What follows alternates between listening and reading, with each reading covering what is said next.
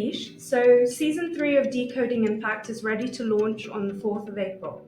And we wanted to share a couple of things about the podcast with some of our old listeners and hopefully a few new ones. So, are you ready for a quick rapid fire about Decoding Impact?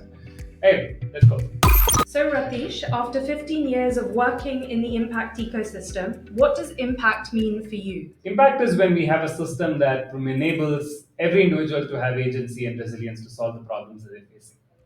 How would you describe Decoding Impact as a podcast to a first time listener? So there's an entire layer of simplistic solutions to social problems.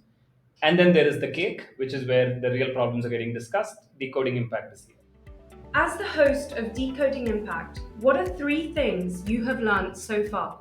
One, taking a first principles approach often results in the best questions. Two, taking a ground up approach helps you understand how complicated and messy reality is than what you can see on a strategy paper.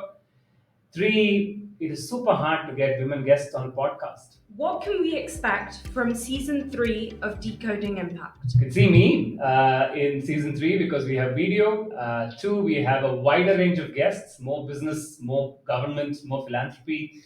And three, we have interesting formats like this rapid fire. Who would you recommend should listen to Decoding Impact? Anyone who's genuinely committed to solving problems at scale.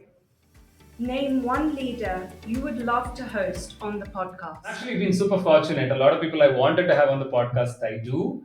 So, an elected official, maybe the prime minister, chief ministers, perhaps. I know it's a code of conduct right now, so maybe perhaps after the elections, probably have one of them on the podcast. Please join me on 4th of April for the 3rd season of Decoding Impact, where we engage with experts to go beyond simplistic solutions to understand what it truly takes to solve social problems at scale. You can, of course, find us on Spotify, Apple, or Google, but you can also find us on YouTube, on video, or wherever else that you find your podcast from.